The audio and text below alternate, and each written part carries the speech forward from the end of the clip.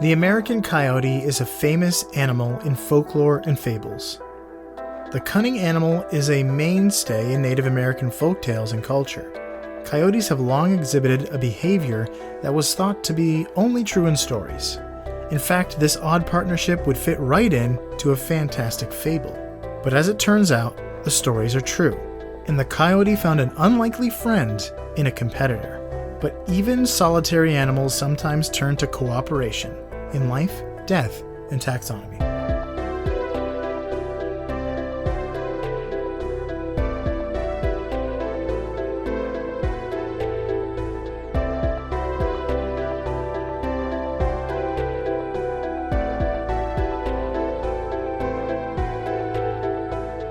Welcome back to Life, Death, and Taxonomy. It's your 30 minutes of interesting animal information. I'm Joe. And I'm Carlos. And today we're talking about a legendary animal friendship. But more on that later. It's the only one, and you can only find this friendship after defeating the Elite Four. Exactly. You can only make friends with this animal after you've defeated other people's animals. With your animals. It's just great. Yeah. But yeah, we are talking... Thinking about Pokemon as animals is just sad and funny. Yeah, you can't... It really breaks down once they're not fantasy Japanese creatures anymore. That love to fight and love their masters because they make them fight. And also keep them... Anyway, I'm not dissecting the lore of Pokemon anymore. We're talking about the Coyote. That's right. So the Coyote. Just why spell it like this? The person who decided on the spelling of Colonel probably did this.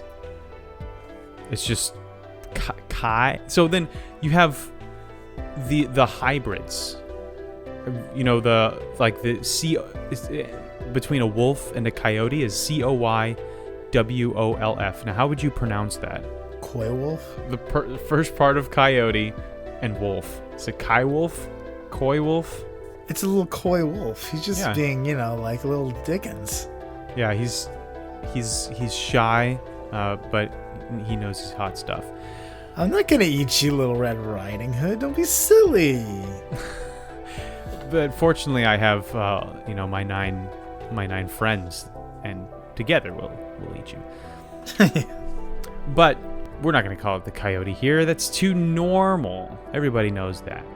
Instead, we're going to call it here the Co-op Canine, the Junior Jackal, and Wily Wilberforce.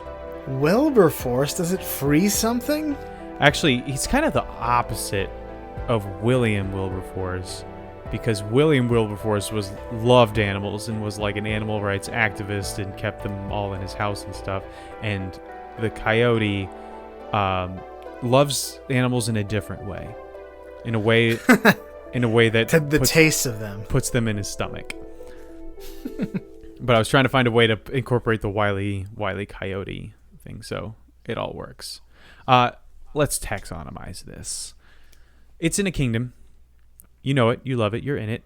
That kingdom is Animalia. Plants. Oh. Plants. The phylum is Chordata. The class is Mammalia. The order Carnivora. The family Canidae. I got all the way to this without having to even look it up. The genus is Canis. And the species is Latrans. Canis latrans. Latrans. Latrans. Latrans? Latrans. Canis latrans. That sounds like a Star Wars character's name. It does. All right. Since we're in the business of naming things, including Star Wars characters and Pokemon, it's time for my favorite part of the show, Critter Groups, the part of the show where I ask you, Joe, a question. That question is the same every time. Got a bit of mushmouth there. What is the name of a group of this animal, group of coyotes? What is the term of venery, or what is the collective noun? An acme. An Acme, yes. No, that's the company that coyotes order dangerous explosives from. You know, an acme is also like a summit, like the top of a mountain. I did not know that. R.C. Sproul taught that to me this morning through his podcast. From the grave. From the grave. Posthumous instruction. So if you saw a group of coyotes, would you say that's A, band of coyotes, B, a pack of coyotes, C, a clan of coyotes, or D, a heel of coyotes? Heel sounds right, but I think it's a band. That'd be sweet. Is that your final answer? I'm gonna go with band. Final answer. How did you know? Is that correct? It is correct. It's a band. I was thinking of banditos, which is not band. It's bandits. I don't know why. My brain got there wrong, but got there right. That happens in Measure Up a lot for me. Yeah. I got there, but my brain didn't understand why. All right, yeah, it's a band of coyotes. I thought I would definitely get you with that. I thought you would say pack for sure. I thought you would say pack. Well, there's reasons why they're not quite a pack. They're not packs like I would. They're more akin to a clan or a band. I guess we'll talk about that. I guess you are armed with knowledge, so that's definitely puts you at an advantage. Well, people that usually come up with terms of venery don't sound like they are armed with knowledge, so that didn't really boost my confidence at all. Yeah, I mean, I had to pick things that were pretty normal. Band is pretty normal, so just pick 3 other things, but I could have gone like a band, a hydrogeny, a mise-en-scene. Unseen. Or a clairvoyance. Just anything. So, where does the coyote live? I probably don't have to tell you that they live all over the place, in North America at least. In South America. All across North and Central America. They're not... Not in South? Not in South yet. They're mainly in the western portion of... So they are in Central America. But they are, from what I could tell, building a highway that would lead into South America, which, if I remember my geography correctly, Panama is the last... Mimsy? Is the last of the Mohicans, and you have to cross the Panama Canal to get there. So I don't know if they're building a bridge over the Panama Canal. Probably for a coyote bridge. It's really cute actually. There's little paw prints all the way across, and there's just a rotting snack every couple of 100 feet for the road. A blueberry trail. Dogs like blueberries. Yeah, I'll talk about their diet. It's actually really varied. But so they live as far north as Alaska and all through Canada. They are in the family Canidae, so makes sense. Actually, that doesn't make sense at all. But they can be found as far east as Maine, but in sparser numbers. Their main concentration is from like Alaska to Central America. The highest northeast is not very widely associated with their range. No, but they can. But northwest. I've seen coyotes here in Florida, but that was not on the range. Just North Florida though, so I don't know. I don't think South Florida. No, they definitely are here. Are they in South Florida? I've seen signage that suggests they are, but I've never seen one. Huh. I've seen them here in North Florida, but never in South Florida. Because they're all over the place. They're of least concern on the conservation status chart. But they think that the next few decades will see them expand into South America, as I was mentioning earlier. So let's talk about what they look like, in case you don't know. They're basically mini wolves in every way, like an exact mix of a wolf and a fox. They're mid-sized canines, kind of similar to a German Shepherd, with blackish, grayish, tannish fur. There's actually a word for that. Calico? No, Fulvous is a dull orange, brownish yellow, tawny color. It's just a lot of colors. It's likened to a variation of buff, which I didn't know was a color. Beige or butterscotch. Buff. I don't know what buff is. But so yeah, fulvous is the color of this fur. Coyotes have triangular faces, very, very pointed noses, snouts, which is why they kind of look a little bit more like foxes than wolves in the face. And they have large pointed ears and long, bushy tails. They're just good boys. Actually, they're not very good. They're problematic.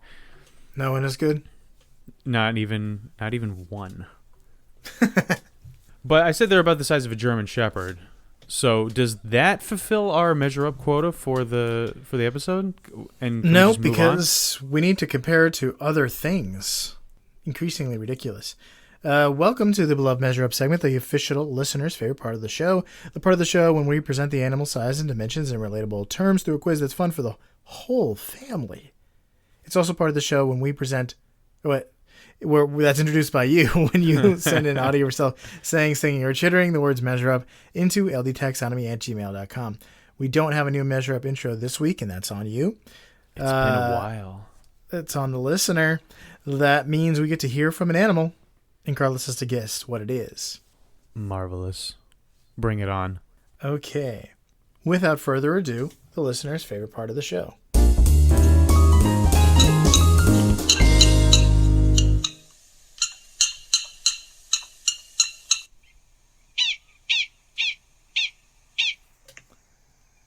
Okay. Are those the same things? Those are the same things. The chipping and the chirping? The chipping and the chirping. Is that A, a prairie dog? Is that B, a beaver? Is it C, a muskrat? Or is it D, a marmot? A, prairie dog. Final answer. Final answer? You're correct. That's a prairie dog. Yeah. Is that two? Did you get the one last week right? Because you got 2 weeks ago right. I don't remember.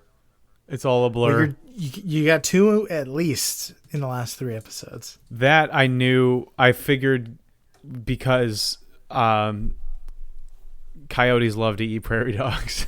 They do. I should have just looked up a marmot. I want to know what a marmot. You know that I'm pretty sure that that like GIF video of the gopher looking thing that screams like a man. It's a voiceover. Yeah. I think that's a marmot. Yeah. Yeah, it is. But anyway. I'm looking at the pictures now, and it definitely is a marmot. So let's talk about length. They're between 1.0, also known as 1, to 1.35 meters, or 3 feet and 3 inches, or to 4 feet and 5 inches. We're going with the upper end of average, which is 4'5". My name's 1.0, but most of my friends call me 1. That's 1 for short. So how many coyotes go into the tallest ever totem pole? Huh. Can you say the height again? I was too focused on my joke, on my good joke. 4'5". Okay. Length, not including the tail. All right. Here's a hint. Totem poles are cultural symbols that represent family lineage in northwestern Native American tribes. The tallest one is contentious, but some say it's Alert Bay, British Columbia, and it's used to show the lineage of multiple families in the Queequeg tribe. That was my favorite character from Moby Dick. That's his. Queequeg is the character I was thinking of, but whatever. I heard it pronounced Queequeg, but it looks like Quackawakwa. But I'm sure you're doing it justice.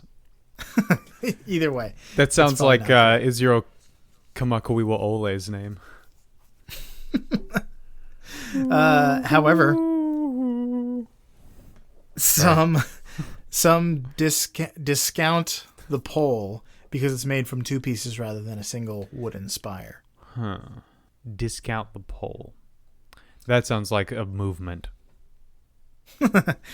40 feet? That sounds good. So 9.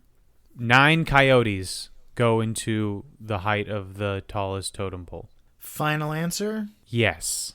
The correct answer is 30 more than that. 39 coyotes. That is a tall totem pole. The totem pole is 173 feet. Oh my goodness. I feel like 40 feet is a standard totem pole. I guess I haven't seen many all of the like novelty knockoff totem poles I've seen are like maybe 25 feet tall, have like 6 or 7 segments on them. Oh, well, like if you go to Alaska, you'll see. Yeah. Like the top 10 feet are a separate piece of wood. Yeah, but like, yeah, it's definitely, it's held up by ropes. It's got like stabilization techniques in play. That's I wonder if it has a foundation that's way below the earth. And has like a titanium rod through the middle. But winds knocked off the top at one point. Yeah, I imagine they would. Can't imagine it has very much structural integrity. It's so tall. I also imagine they would. Anyway, let's talk about weight. There are 8 to 20 kilograms, or 18 to 44 pounds. There's some variation between males and females. Males are typically a little bit larger, and then there's regional coyotes have different weights on average, but they're about 44 pounds at the upper end of average. So how many Mexican prairie dogs would a coyote have to eat its weight in prairie dogs? Here's a hint. Mexican prairie dogs are slightly smaller than their black-tailed kin, but larger than Gunnison's prairie dog. And they're almost exactly the same size as Utah prairie dogs. I'm gonna say all you need is to know one of those prairie dogs, and you have a good idea. Of how heavy it is. I've memorized most of the prairie dog weights in the world, and just except for those 3. So I'm just out of luck. I'm gonna say 11. I think these 11 dogs. I think these guys are like 3 pounds, 3 or 4 pounds. Final answer? Yeah. Well, the coyote would have beat you in a prairie dogs eating contest. There are 22 prairie dogs to eat. Well, they're about 2 pounds. That's not a fair competition because I was eating 4-pound prairie dogs. Were you dipping them in water? Yeah, and forget about the buns. Well, that's all I got for that. Prairie dog eating that's horrifying. 2-pound prairie dogs. You can only eat one if you can eat one. Can you eat more than a single pound of any meat, no matter what it is? Yeah, although that's what every single hot dog eating contest is. But I guess also prairie dogs don't have 2 pounds of meat. There's bones and guts in there. Right, yeah. So it's probably like 4 prairie dogs makes a pound of prairie dog meat. Yeah, to eat their weight in prairie dog, it takes more prairie dogs. It's like 4 quarter pounders. I'm very hungry. All right, so let's do the fast facts. So let's talk about what they eat. The reason why these guys are of least concern and live all over the place in large numbers is because they're like raccoons and will eat almost anything that moves and some things that don't move. Lots of things that don't move. In fact, they're the main cause of pet and livestock loss in the western U.S. You'd think there were wolves, but there are a lot more coyotes than wolves. Some coyotes in California sustain themselves almost entirely on pets through the winter. Oh my gosh. So at least when you lose Fido to a coyote, you're like, well, this is how they survive the winter. Yeah, you can't be mad at it. You're helping them get through the winter. So you're doing a nice thing. I follow an Instagram account about like brutal nature, and like I'm usually fine with it when it's like, a predator versus a prey animal, but every once in a while there's a video of a pet getting taken by a cougar or something, and that's just it's not fun. It's hard to watch. It's not fun for anyone except for the cougar. That's right. Yeah, I'm glad Florida has lots of things, but we don't have a lot of animals that will just abscond with your pet. As long as you don't throw them in some sort of body of water where an alligator can get them or a python, you should be pretty good to go. Like a condor isn't going to come and pick them up. I read a story where there were otters coming out of the waterways and backyards and attacking dogs. But then there's another story where otters were playing with dogs. And guess which one I thought was cuter? The eating one. No, the second one for sure. Man, and that was 50-50. I should have gotten that one right. I'm really disappointed in myself. Well, 5 dogs are actually brought into the South Orange County Animal Hospital every week from coyote attacks. And they're always dogs because cats don't usually survive coyote attacks. Oh, no. So they can hunt alone to catch small prey like birds or squirrels, or in bands to rock the universe. Or to take down things like cattle or elk. They eat bison, mostly as carrion, but they can take down a bison if there are enough of them. Yeah. They very, very, very rarely attack humans, but there are a few famous cases of prairie. I keep trying to say prairie dogs. We're not talking about them. Coyotes taking down a pack of coyotes, taking down a human. Yeah, I mean, a pack of any vicious wild dog animal is deadly for sure. I'm surprised there aren't more attacks. Well, we can talk about why there might not be. Okay. But they also eat berries, fruit, and a surprising amount of grass in the spring. My dogs eat grass, but that's mostly because they want to throw up.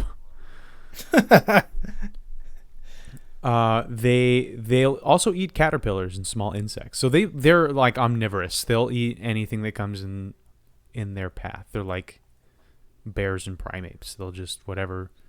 That's very interesting because I said primates. We're just gonna talk about Pokemon. I can't not talk about Pokemon. Anyway, what were you saying? Usually dogs are pretty carnivorous, like pretty exclusively carnivorous.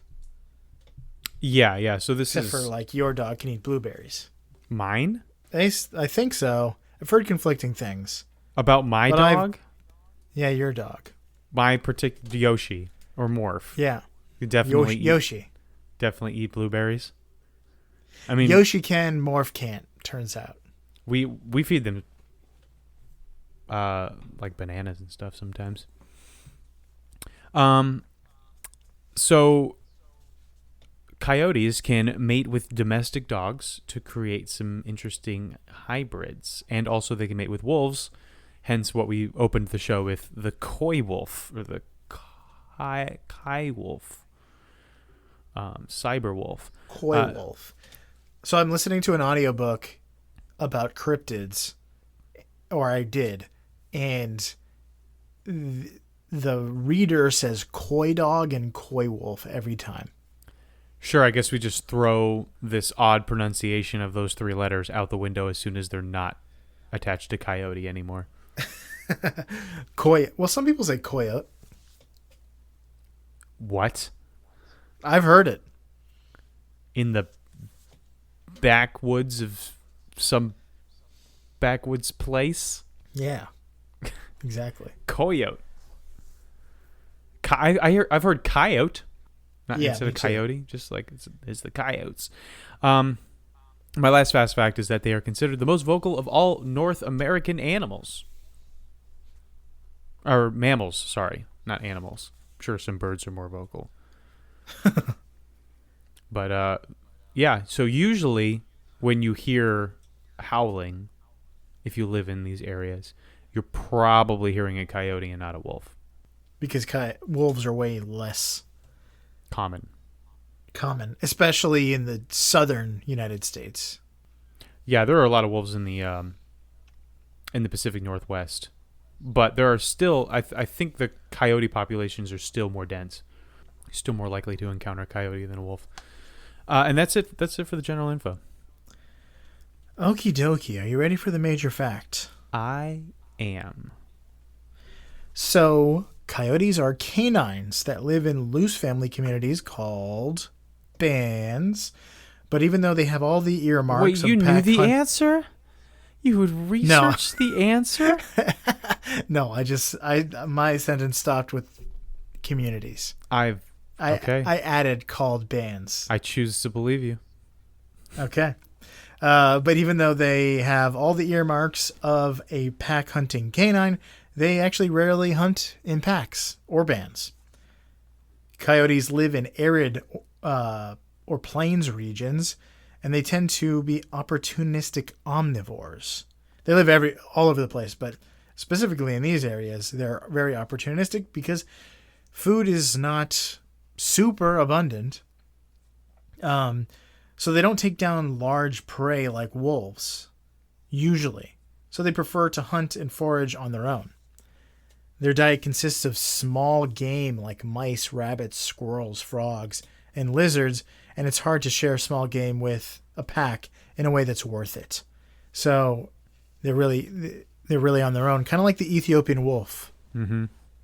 Go listen to that episode. They hunt similar kinds of game. Another legendary partnership. It's true. Not as legendary. But hunting alone lowers their chance of actually catching prey. Enter the badger. Coyotes and badgers have been reported to hunt together for hundreds of years, but a 1992 study confirmed what Native American tribes knew for centuries. So this was that's what I mean by legendary partnership. It's something that Native Americans have been talking about for a long time, and then people that like live in these areas start noticing coyotes and badgers kind of walking around together, and they're like, "What the heck is this? The fox and the hound?"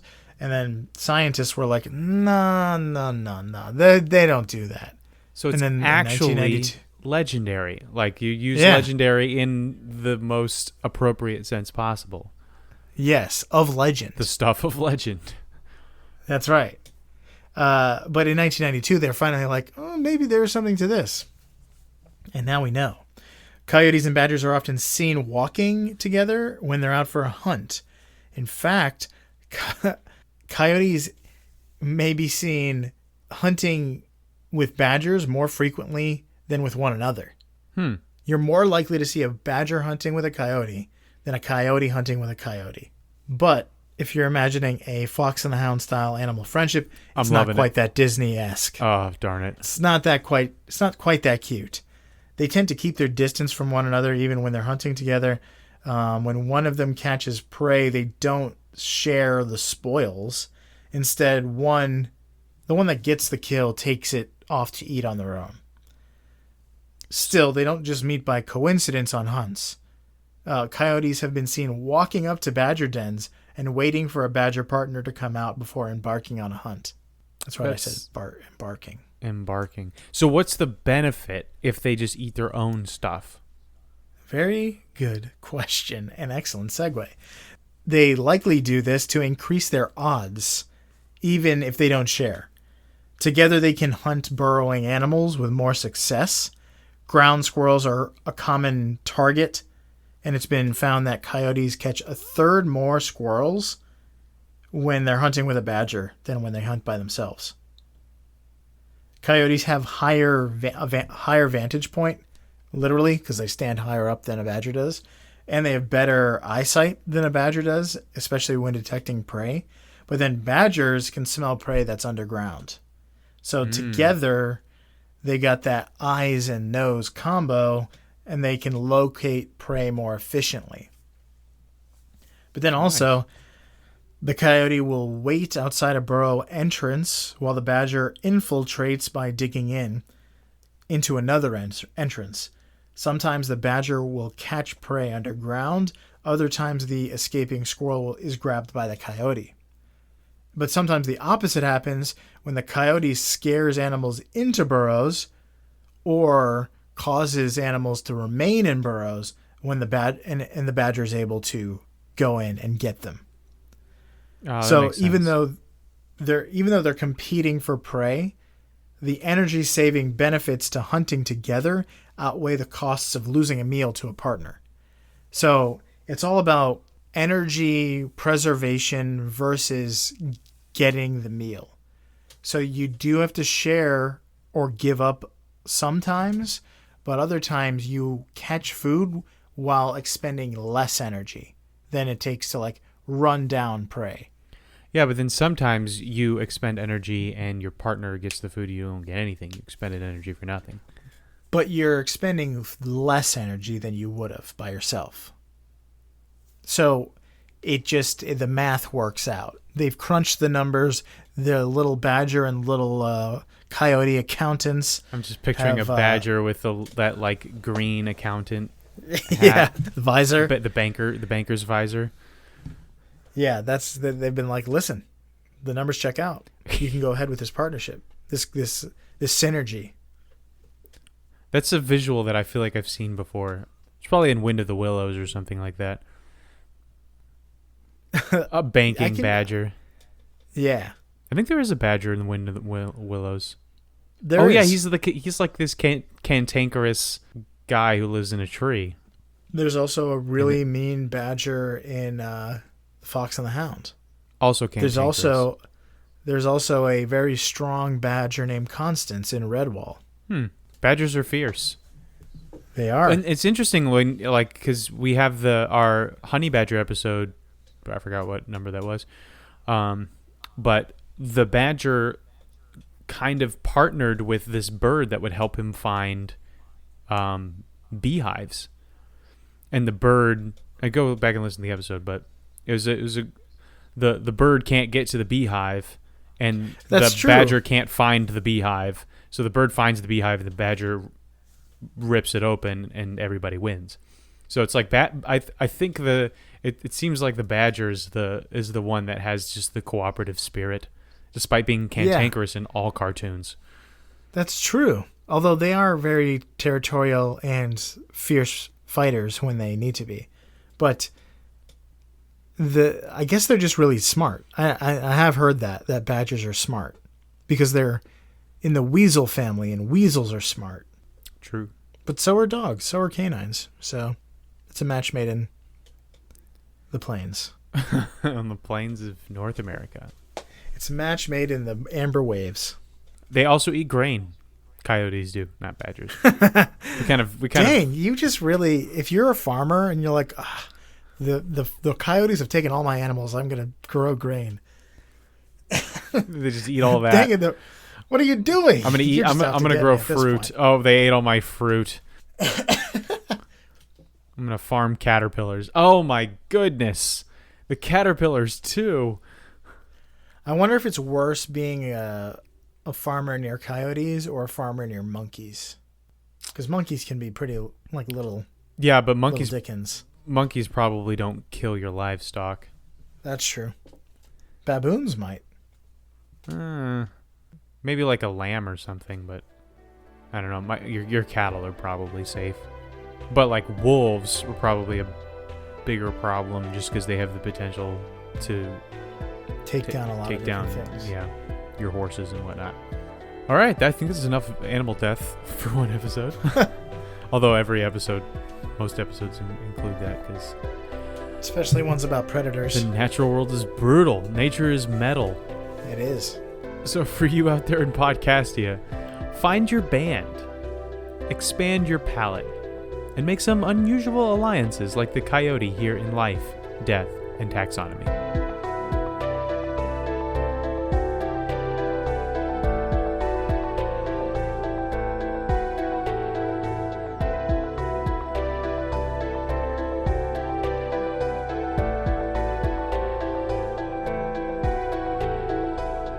Hey LDT listeners, thanks for listening to the end of the episode. For your loyalty, you get a shameless self-promotion from us.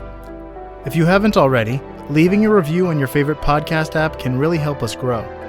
But telling your podcast-loving friends about us is even better.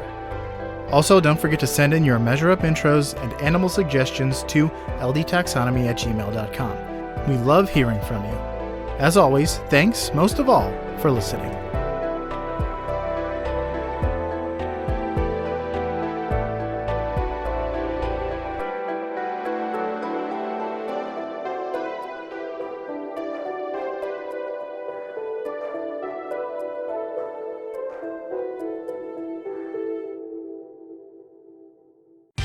Life, Death, and Taxonomy is my favorite in the world podcast.